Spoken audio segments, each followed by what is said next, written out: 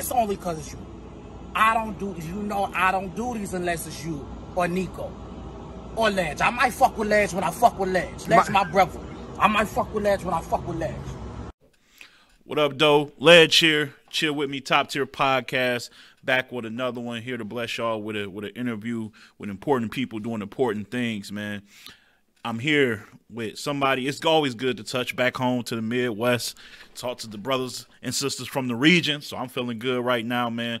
I'm here with one of the best doing it, who represent us in the right way on and off the stage, and that's really important to me, man. And I'm here with the one and only Geans, man. What's good, brother? Hey, shout out to Ed, shout out to Top Tier Podcast, man. One of my favorite, blogs, one of my favorite battle rap media groups, man. I love to listen to what Led on, so it's always a privilege to tap in with you, bro. Hey, man, no, the feeling's mutual. Likewise. I want to say, first of all, salute and congrats on a dope battle against Oops on iBattle. Yeah, man, guys of the Arena 7, I seen you. And I had to stop watching and just tweet it out like, I don't know where this is going, but this opening like 8-10 against Oops was deadly. And before we even move past that specific, I want to tell you this, bro. I watched you react to my Oops battle, and I remember something that you told me. You wasn't telling me, but you were just commenting on the performance, and you said, this politics bag, this bag that Geans got into for Oops, if he could channel this more often, that would be crazy if to hear this from Geans. Well, I don't know if this is something he just did for Oops or if this is something he could do for everybody. And I'll be honest with you, I've never been the type to take corrective criticism. I'm very much so a cocky son of a bitch. So I respect that. Yeah, no cap. I think my shit don't stink, bro. Know what I mean? And I heard you say that, and it allowed me to I tried it, bro. I'm telling you, my battle with Breed right now, my favorite part of this battle is going to be the part where I channeled my inner Ledge, because I heard serious, bro. I heard what you like, and I think that there's a good part of my fan base that would like to hear me get in that bag more often, and I could do it. I remember you and I, first time, you be like, shit, I don't know though. Is this something that you comfortable with doing? And I told you, I'm like, shit, bro, I come from a totally different energy than I give battle rap, bro. My dad was literally in the congregation of the municipal building. My mom's has been blue collar for the majority of my life. Like, this street shit that I knew is just because of Cincinnati. Yeah. I wasn't born in the streets, bro. Like, yeah, I said that, like, it wasn't. Because the people who battle Oops try to, instead of, it was just beautiful. Because, instead of attacking his beliefs, you telling him, you can't talk to me the way you talk to them because I got history in this shit too. And it came off so natural and fluid. I'm like, ooh, I don't think this is one of them guys he can just push that agenda on and push that narrative with. Like, he's saying, and I can tell, even if I didn't know the story that you just told, I can just tell, the sincerity in your voice and you was rapping that, these are facts. I don't got to proofread, I don't got to do research. And it was just genuine. And that type of substance, I call it soul food. Soul food is going to outlive fast food. I might leave a battle and like, yo, when he said that one punch, that's going to be crazy. But I'm going to forget about it in 2 weeks because so much battles. That shit you said, it's going to stick with me for a while. That's soul food shit. So I was just like, yeah, if he can get in somewhere like that, I don't know. I still thought, I was thinking about it the other day when I was looking at their shit. So shout out to you and shout out to Oops too. Oops brought it though. I ain't going to hold you. And shout out to you, because I'm telling you, right, when I go to RBE this Saturday, I'm not going to say what round it is, but my Ledge round is going to be sick. I can't wait. We got a Ledge round, y'all. Talk that Ledge shit, man. I can't wait, man. And you, like I said, you're going against Jay Breed. Let me show the flyer to the people who might not know. But yeah, it's going down brick by brick 2. This is a real staple in RBE's fabric. Man, they really put these cars together well. And it's going to be in PA. So they removing themselves from the South a bit, coming a bit up north, which I like to see. You got Sway Sever. Who else? Bill. Raw. Rose. All the PA card. Yeah. Mo Moolah. Craig Lamar. J Slash, another Ohio native. Ohio running. Man, Payne on here. Good Lord, Ohio. I don't get to talk about this much because like I just don't do a lot of interview type media. But for real, bro, Ohio came from a space where they used to ignore us, they used to overlook us, they used to tell us that we weren't fitting in. And now I honestly and thoroughly feel like the majority of the guys that are represented from Ohio could do problems for a lot of the entire culture. Like, you know what I mean? Shout out to, like you said, Payne, J Slash, Fonz, goddamn Casino, myself, Pretty Hit, who just made the Crucible, YT, who just made the Crucible, Dylon 5 times from Cleveland, who just made the Crucible. Like, I Ghost, two T's. Like, I could go on forever with just individuals that represent Ohio now, whereas I have a problem with even shouting them guys out, not because they weren't of the fabric that it took to be great in this shit, but they didn't take it as serious as they do now. And I think it just took for niggas like Fonz, Casino, myself, Hippie to kick this door down, and niggas see that it's real now. Yeah, man. Yeah, you can go. I can go on to Cheddar, Gamble. Like, it's so, like, it's incredible the amount of talent that's flowing through that state, man. And you got a couple of you guys on the card for this one again, man. It's going down this weekend. So if you in the area, pop up and show up and show love. Now I gotta ask you this: you coming off of a big matchup against Oops? You were on iBattle. How do you get yourself back motivated for a guy who isn't as known or as established as a Oops? And you will be coming into this as the favorite, as opposed to maybe people seeing Oops' name and got you as an underdog. How do you retrain your mind to, you like, okay, I got to get that chip back on my shoulder somehow, even though I'm the favorite? How do you do that? For real,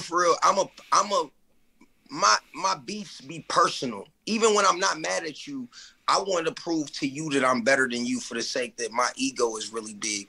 Know what I mean? So for guys like Breed, I've talked to Breed enough to know that he genuinely thinks that he could fuck with me. That for me is enough for me to be like, you know, let me show you levels.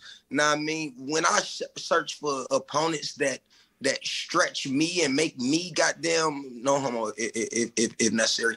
But when I look for guys that give me motivation to do better, that's a totally different bag from when I'm trying not to be complacent. I come from a B-side space. You feel me? Cincinnati never been the A-side. We never had the anything else but the underdog energy. So when I come into a situation, I look for shit even in this. Like, Breed ain't necessarily the A-side, but I look for things like small things that RBE says. Shit that you maybe ARP just dropped this prediction video, and he blatantly said that, you know, Geans has more charisma and star power than Jay Breed. However, Jay Breed is an up and coming rapper. I think he might get Geans 2-1. Shit like that makes sense to me. Like, man, I'm about to do him dirty for the simple fact, ARP, you don't know no motherfucking better. I don't know ARP well enough to be like, yo, I know, man, I'm going to give you the benefit of the doubt this time. Even though I'm coming up on RBE and I would love to establish great relationships, what I do know about producing for yourself, I don't take that type of shit lightly. ARP, after that prediction, you're going to have to literally deal with the fact that I'm about to tear this boy up. We going to talk about it. I like that. Yeah.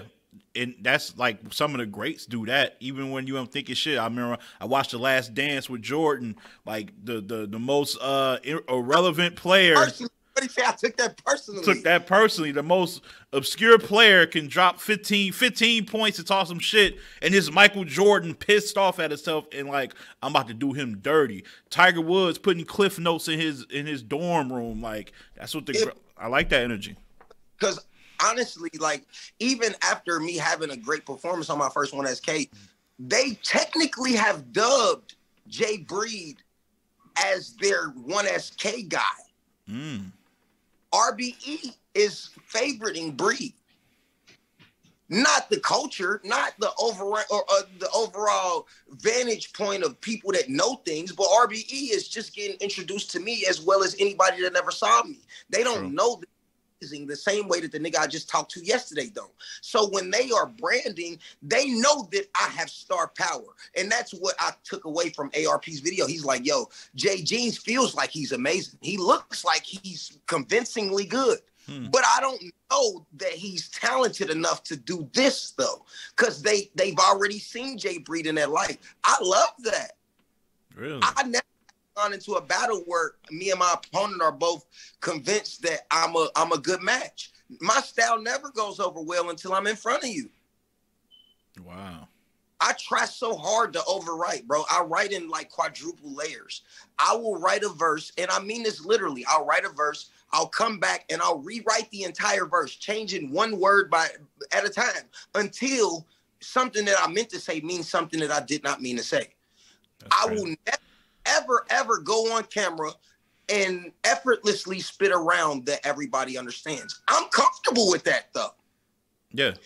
So when I get people that doubt, or not even doubt, but aren't able to grasp that what I said means what I said, I'm all the more motivated to say, you know what, ARP, I'm not mad at you, but after this, you know what's going on.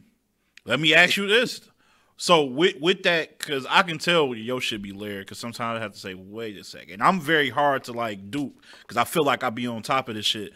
But you definitely have like a pin out, just be like, ooh, that was tricky. I think that was 2 and 3s right there. With that style, does it hinder you from getting that acknowledgement in the building? Because this is going to be one of those in the building takes. People going to be giving their recaps and things like that. Do you care about that at all? I don't think you do, but I tell you what.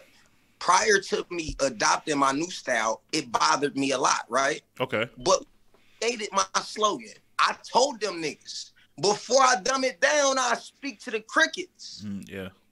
That's not a punchline. I'm serious. If you don't get it, I don't need reaction. Once I realized that I was comfortable in that, because even when you don't catch it, it meant something. And that's, again, we talked about on my last time sitting with you about my podcast, my personal podcast, for people to come on my platform and express to the listener what they meant by what they wrote. I live off the back end. You could beat me in the building if they want to say. I don't lose in the building anyway, because, and I just made this post on Twitter, I don't know what's more important, confidence or talent. See, the difference in me is not only am I talented beyond the ability for you to grasp it, but even if you don't get it, I don't care, because I'm confident enough to know that it was fire. Yeah. It's people that's in the building waiting on your approval. They won't react to their own bar until the crowd does. They don't move on until they get a certain energy from, bro, if you missed, because you missed it. You were asleep, not me. Yeah. So it don't bother me at all, bro. I created my slogan, and it applies to my real life. Nobody cares. Nobody cares that I'm amazing. Literally. Nobody cares that I'm on RBE. Nobody cares that I'm consistently booked. What they do care about is themselves. So beyond the fact that I'm about to box you today, this is something nobody gives a fuck about. I want to say something, too. I almost quoted you and tagged you, because I be feeling like that as a media person. Like, nobody cares. Like, the work you put in to try to be, something completely different. I was like, damn. I was trying to find, like, some creative quote to put. I was like, wait, Geans got one. And I remember. I was like, damn, nobody cares. Like, it's just, you're right. Nobody don't give a single fuck, bro. You be doing unprecedented shit. You be leading the way. You be making goddamn alley-oops for people to finish the plays, and then they look at you after it's all said and done because they've got a bit of brown work, they made a bit of hit, and then it doesn't matter anymore, bro.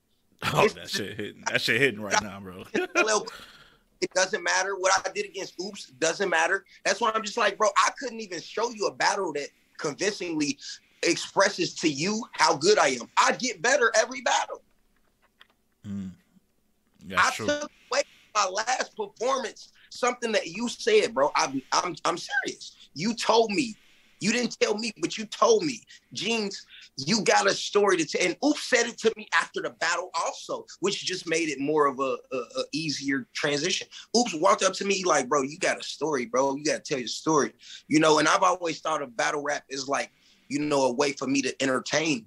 And I didn't realize how entertaining my real life story was, because I thought that, just expressing your true life was kind of boring. Yeah, no, not when you got that real life shit it's relatable, but it's also you. So that's a win-win. When it's you and it's relatable, it's like, how can you lose?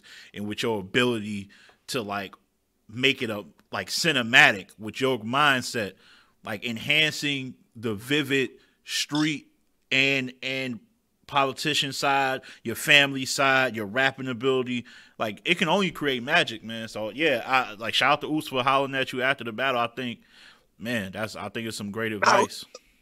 And I won't go on without like giving people their flowers, because I'm one of those guys. Like, people act like it don't matter whether or not they get recognition, but I'm one of those guys, like, I'll be in the house like feeling away. You feel me? You feel I don't necessarily need to tell nobody that I feel away, and I don't want you to do anything after I start feeling away. But I definitely be bothered when people take game from me and they don't, you know, show love, pay homage of some sort. I gotta tell you, like, not me, even though I've always had an angle of my own, Oops literally looked at me after the battle and he said, bro, you gotta keep doing that. So when I heard you say it, I'm just like, you know, I've always tried to be as creative as possible with my delivery. I've never tried to be as authentic as possible until it literally was me expressing myself about the Oops battle. I'm talking to people like, you know, he a politician. You know, he got this type of energy in him, so I got to do this. Yeah. But really, it didn't take for me to stand in front of Oops to channel that energy. No, it was there already. It was there already. Now you're going against Jay Breed again. And I think I've never asked you this, so I ask you this now because you're on the card with like some established guys like a Bill, a Chef, a Raw, a Swave. How hard? I know you're competing against who you're competing against, but are you looking at the rest of the talent like, dog, I'm about to be battle of the night, performer of the night. Do you ever write kind of in hindsight, or I mean, excuse me, with the foresight, like I'm competing against everybody on this card too, or you just focus on your target? Being like completely honest, and shout out to Bill and Swave, excuse me, and everybody else on the card, but they can't fuck with me. I like that. I mean, I'm gonna just keep that real simple. But beyond that, though, like my fiance, like she literally, when I write for big battles like this, battles shit, she's like, you know, you gotta write the best shit you ever wrote. Like, let's get it, channel, like tap in, like. And I'm like, I write the best shit I ever write every time I write. I don't write to be subpar. So there's no such thing as an opponent that pushes me past where I was for the last. I battle for whatever my price is somewhere, you know, in a no-name league, and I'm going to give you bars enough for them to be like, Geans is way better than you. I think I think that becomes a problem with people that write to their level of op. I don't do that, bro. Like, my crucible bars will likely never ever surface.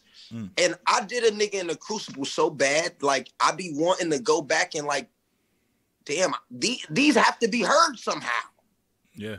Know what I mean? So it's just like, nah, Jay Breed, the only energy that I get from a new op is that I gotta do what I always do. And what I always do is perform to my top tier ability. No pun intended. You know, like I don't write just to write ever. Yeah. Does Jay Breed come across as any, like, when you watch him, because you do homework, man, like I know you be watching, does he present any type of like, oh, I gotta watch out for that, any type of like, you know, strong points of his that you gotta be not, I wouldn't say concerned about, but be mindful of? Jay Breed is a good performer, man. You know, like, he's not a bad rapper either. I'm an honest guy because I like for my work to be credited. It's a lot of guys that's going to look at they op and they're going to be like, yeah, he's ass, he's doodoo, he can't stand a chance. That way, after you win, it's like, all right, well, you beat an ass doodoo nigga that didn't stand a chance. What does that mean, actually? Yeah. You know, Jay Breed's not terrible. You know, he's not terrible at all. But I also know that for me, with the way that I write, like, you have to be consistent. I tell a story in a chronological order. Even if it's not a story, it's a series of bars that, like, it flow better. I told him this when I was on Angry Fan Live with him. You could put 12 bars together consecutively, but my shit just sounds like a piece of art, though. Now, I mean, my 12 bars consecutive are going to fit better than yours. So when I think of people like Breed, I don't say that they're not good. I say that they don't have the ability to match what my components are. I use the elements of literature for real. Like I'm in this bitch thinking, you know, like beyond just like the average rapper is randomly putting together big bars. My small bars, I rewrite them so that there's no filler in anything that I say. If I was gonna say I might change the to and because it fits. Yeah. You know, I'm not even being specific, but it could be that small when I'm talking about changing the way that the bars go over. So by all means, Breed could be as good as he can be, but my energy just requires you to be of a certain stature that I don't think he possesses. But he good though. He's not bad. I've never been the type of guy that's just like, yeah, I'm about to go in here and whitewash him, but I probably will. Yeah, and you can be, and that's the type of level you trying to be on, to where you're going against your op who's a worthy opponent and still make it look effortless and a clear dub.